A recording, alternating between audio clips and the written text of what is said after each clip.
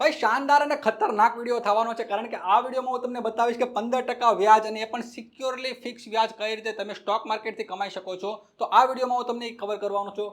ક્યાંય પણ તમે ઇન્વેસ્ટમેન્ટ કરો તો એ પહેલાં તમારા વિડીયો જોવાનો છે, કારણ કે તમને આ વિડીયોમાં ખબર પડશે કે માર્કેટમાં કેટલી જગ્યાએ ઇન્વેસ્ટમેન્ટ થાય છે અને એમાં સૌથી વધારે ઇન્વેસ્ટમેન્ટમાં રિટર્ન તમે કઈ રીતે જનરેટ કરી શકો એ બધું આ વિડીયોમાં હું ક્લિયર કરવાનો છું. તો દોસ્તો, આ વિડીયોમાં આપણે ડિબેન્ચર વિશે વાત કરવાના છીએ. જો તમે મારો પહેલો વિડીયો નથી જોયો તો આઈ બટન ઉપર આપી દઉં છું, ત્યાંથી તમે વિડીયો જોઈ શકો છો. મારી ચેનલમાં પણ તમને મળી જશે ટ્રેડિંગર ગુજરાતીમાં 15% ફિક્સ વ્યાજ કઈ રીતે કમાઈ શકો.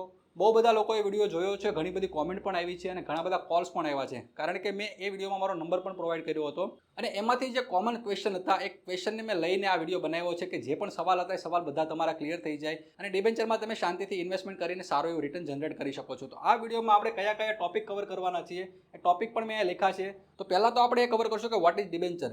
ડિબેન્ચર પછી આપણે જોશું, અને જો ડિબેન્ચરનું લગભગ બેઝિક છે બધું ઓલા વિડીયોમાં આપી દીધું છે, એટલે એ વિડીયો તમારે પહેલાં જોવાનો છે ને પછી આ વિડીયો જોશો તો તમને વધારે આઈડિયા આવશે. તો પહેલાં ફટાફટ એ વિડીયોને જોઈ નાખો અને પછી તમે આ વિડીયોમાં આવીને આ વિડીયોને શાંતિથી જોશો.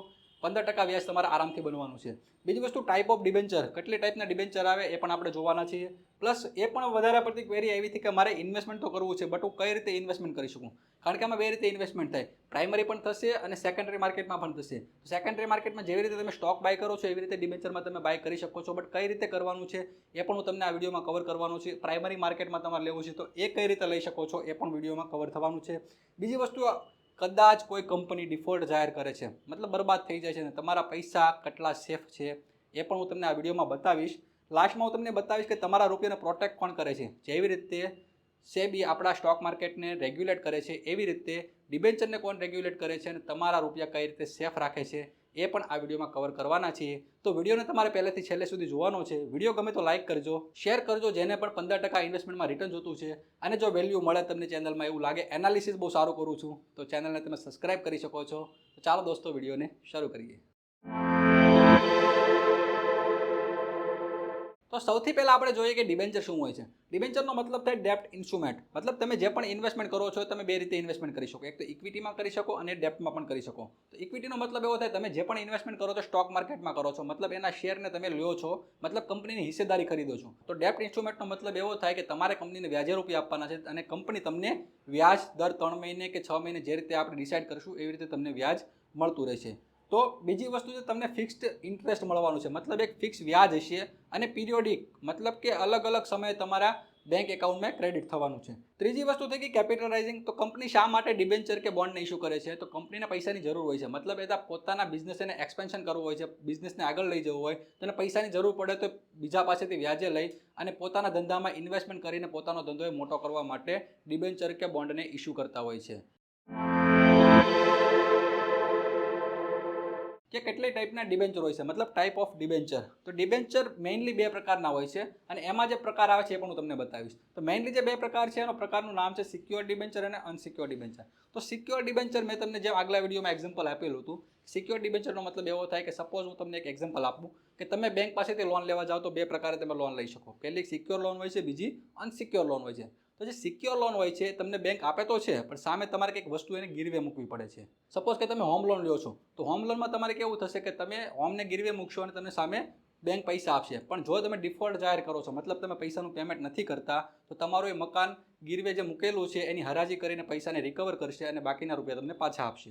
મતલબ બેંક માટે સિક્યોર થઈ ગઈ. જો તમે પૈસા નથી પણ આપતા તો તમારા ઘરને વેચીને એના રૂપિયા રિકવર કરી શકે છે. અને અનસિક્યોર લોનની વાત કરીએ તો અનસિક્યોર લોનમાં કેવું થતું હોય કે સપોઝ કે તમને તમારા ક્રેડિટ સ્કોર ઉપર લોન આપે છે, પણ તમે જો ડિફોલ્ટ જાહેર કરો તો કંપની તમારા પાસેથી કોઈ વસ્તુ ગીરવે નથી લીધેલી એટલે તમારા રૂપિયા રિકવર કરવામાં એને પ્રોબ્લેમ આવી શકે અથવા તમારા રૂપિયા રિકવર થાય પણ નહીં. તો અનસિક્યોર લોન જેવી રીતે આવે છે એવી રીતે ડિબેન્ચરમાં અનસિક્યોર ડિબેન્ચર પણ આવે છે અને સિક્યોર ડિબેન્ચર પણ આવે છે. તો સિક્યોર ડિબેન્ચરમાં તમને પ્રોજેક્ટ વાઇઝ અલગ અલગ રીતે તમને સિક્યુરિટી મળવાની છે. સપોઝ કે કોઈ ડિબેન્ચરમાં 2x ની સિક્યુરિટી છે તો તમને 2x ની સિક્યુરિટી મળવાની છે, મતલબ તમને જે પણ તમે ઇન્વેસ્ટમેન્ટ કરો છો એનું 2 ગણું તમને સામે સિક્યુરિટી મળવાની છે. તો સિક્યોર ડિબેન્ચર અને અનસિક્યોર ડિબેન્ચર આઈ થિંક તમને સમજાઈ ગયું છે.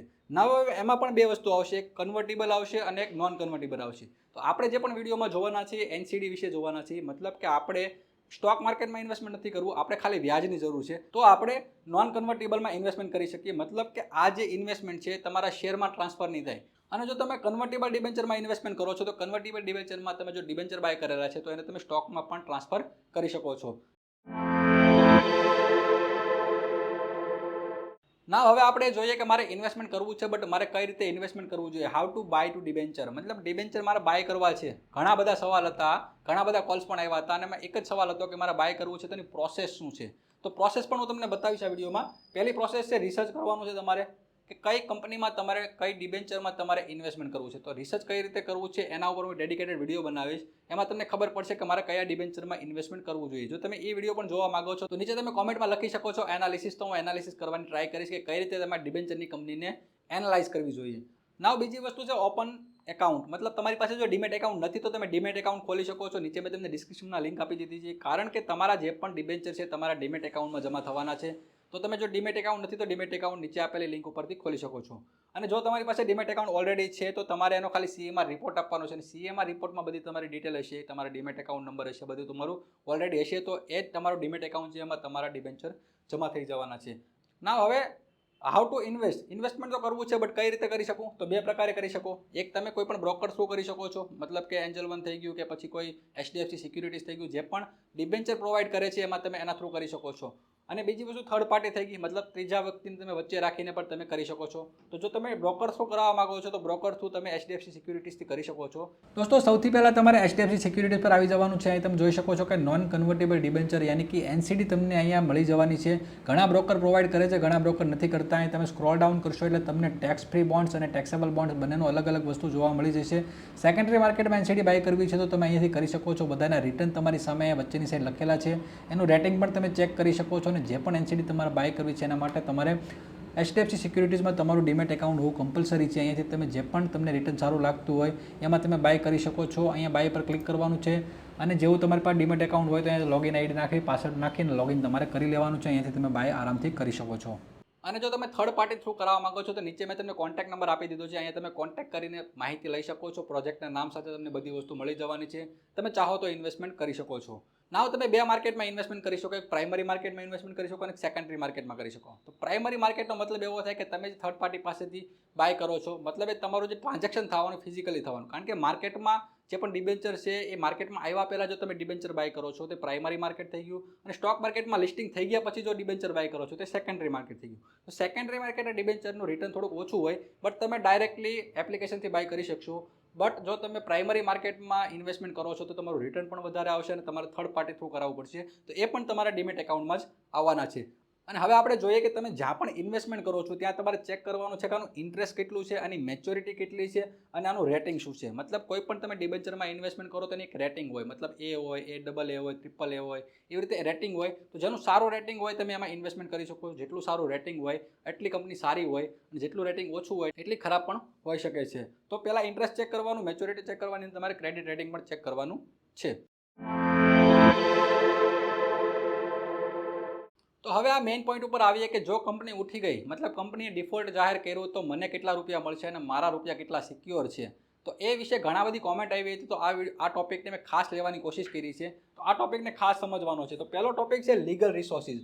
મતલબ તમે જે પણ ઇન્વેસ્ટમેન્ટ કરો છો, જો તમે સિક્યુરિટી ઇસ્યુ કરનારને ડિફોલ્ટ હોય તો ડિબેન્ચર ટ્રસ્ટી સુરક્ષિત પ્રોપર્ટીનું વેચાણ કરી અને ડિબેન્ચરને રિડીમ કરવા માટે આવકનો ઉપયોગ કરી શકે છે. ડિબેન્ચર ધારકો મુદ્દલ અને વ્યાજ માટે કંપની સામે દાવો પણ દાખલ કરી શકે છે. મતલબ કે તમે જે ઇન્વેસ્ટમેન્ટ કરશો એ તમારી વચ્ચે એક ઇન્ટરમીડિયેરી આવશે, એને આપણે ટ્રસ્ટી કહીશું. તો જેવી રીતે સ્ટોક માર્કેટમાં સેબી તમારું રેગ્યુલેશન છે, એવી રીતે તમારું ડિબેન્ચરમાં તમારું રેગ્યુલેશન કરશે ટ્રસ્ટી. તો ટ્રસ્ટી હશે એ બધી આ પ્રોસેસ કરશે કે જો સિક્યુરિટી ઇસ્યુ કરનાર, મતલબ કે જેને પણ ડિબેન્ચર ઇસ્યુ તમને કર્યા છે એ પોતાની જાતને ડિફોલ્ટ જાહેર કરે છે, પૈસા તમને પેમેન્ટ નથી કરતો, તો એની પછી આ પ્રોસેસ કઈ રીતની હોય, તો એની જે પ્રોપર્ટી તમને સિક્યુરિટી મળી છે, સિક્યુરિટીનું વેચાણ કરીને તમારા રૂપિયાને રિડીમ કરીને તમને રૂપિયા પૂરા પાડવાની કોશિશ કરશે.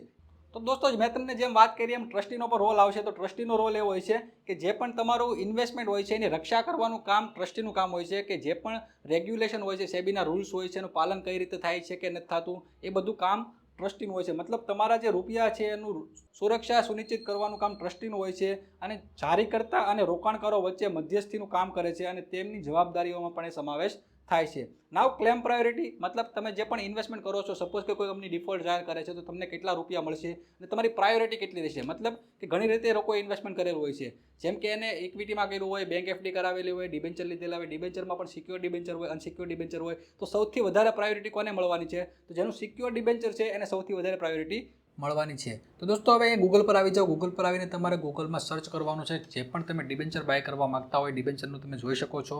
સપોઝ કે હું તમને એક એક્ઝામ્પલ બતાવું છું કે DHFL કંપની હતી, એ કંપનીએ ડિફોલ્ટ જાહેર કર્યું હતું, તો એનું પેમેન્ટ કઈ રીતે થયું હતું એ તમને એ બતાવવાની કોશિશ કરું છું। તો DHFL ટ્રસ્ટીનું નામ લખશો એટલે એક કેટાલિસ્ટ નામનું ટ્રસ્ટી છે, જે એમાં તમે જશો એટલે તમને અહીંયા વેબસાઇટમાં ઓપન થઈ જશે અને પહેલો જે સ્ટેટસ રિપોર્ટ છે એના ઉપર ક્લિક કરવાનું છે। એના ઉપર ક્લિક કરશો એટલે આખો કેટાલિસ્ટનો રિપોર્ટ આવી જશે ટ્રસ્ટીનો। ટ્રસ્ટીના રિપોર્ટમાં તમે બધું ચેક કરી શકો છો। સપોઝ કે જે પણ ડિબેન્ચર હતું એ ડિબેન્ચર DHFLનું હતું, એને ડિફોલ્ટ જાહેર કર્યું હતું, તો ડિફોલ્ટ જાહેર કર્યા પછી કોને કોને કેટલું પેમેન્ટ મળેલું છે તો એ તમે જોઈ શકો છો કે અનસિક્યોર ડિબેન્ચર હતા, મતલબ કે જેને અનસિક્યોર ડિબેન્ચર NCD બાય કરેલી હતી એને 1.25% રૂપિયા મળ્યા હતા, બાકીના પૈસા બધાના લોસ ગયા હતા। પછી ફિક્સ ડિપોઝિટની વાત કરીએ તો જેને પણ ફિક્સ ડિપોઝિટ કરાવી હતી એને 23% રૂપિયા મળ્યા હતા, બાકીના બધા એના લોસ થયા હતા। અને સિક્યોર ડિબેન્ચરની વાત કરું તો સિક્યોર ડિબેન્ચરમાં 3 થી 4 કેટેગરીમાં અહીં આપવામાં આવ્યા છે। એમાં જે પહેલી કેટેગરી છે એમાં તમે જોઈ શકો કે અહીં 2 લાખ રૂપિયા સુધીનું ઇન્વેસ્ટમેન્ટ જેનું હતું એને 100% રૂપિયા એના પ્રિન્સિપલના પાછા મળી ગયા છે અને ફાઇનલ સેટલમેન્ટ પણ થઈ ગયું છે। એની સિવાયની બીજી કેટેગરી હતી જેમાં 2 થી 5 લાખ રૂપિયાનું રોકાણ હતું, એમાં 43%, મતલબ કે આ બંને કરતાં પણ વધારે રૂપિયા સિક્યોર ડિબેન્ચરવાળાને મળ્યા હતા જેનું ઇન્વેસ્ટમેન્ટ 2 થી 5 લાખનું હતું। અને ત્રીજી કેટેગરીમાં 5 થી 10 લાખનું ઇન્વેસ્ટમેન્ટ હતું, એને પણ 43.82%, એટલે મતલબ કે 2 લાખથી લઈ અને 10 લાખ સુધીનું જેનું પણ ઇન્વેસ્ટમેન્ટ હતું એ બધા એને 43.82 એટલે કે 44% રૂપિયા રિટર્ન આવ્યા હતા। તો સૌથી વધારે રૂપિયા એને મળવાના ચાન્સીસ સિક્યોર ડિબેન્ચરવાળાને જ રહેવાના છે। તો દોસ્તો આઈ થિંક તમારા ઘણા બધા સવાલ ક્લિયર થઈ ગયા છે અને આના સિવાયના કંઈ સવાલ હોય તો કોમેન્ટમાં પૂછી શકો છો અને મને વોટ્સઅપ પણ કરી શકો છો, પણ જો તમે કોમેન્ટ કરી દેશે એને પ્રાયોરિટી પહેલી મળશે અને સવાલનો જવાબ પણ પહેલાં મળવાનો છે। તો ફટાફટ કોમેન્ટ કરો, જે પણ સવાલ હોય એ સવાલ તમે મને વોટ્સઅપમાં પણ પૂછી શકો છો અથવા મને કોલ કરીને પણ પૂછી શકો છો। અને જો તમારે ડિબેન્ચરમાં ઇન્વેસ્ટમેન્ટ કરવું છે 15% વ્યાજ ઉપર, તો નીચે આપેલા નંબર ઉપર કોન્ટેક્ટ કરીને તમે સારી માહિતી લઈ શકો છો, પ્રોજેક્ટના નામ પણ લઈ શકો છો અને તમે ઇન્વેસ્ટમેન્ટ ચાલુ કરી શકો છો। તો દોસ્તો આ વિડીયોમાં એટલું, મળશો આવતા વિડીયોમાં, ત્યાં સુધી ગુડ બાય।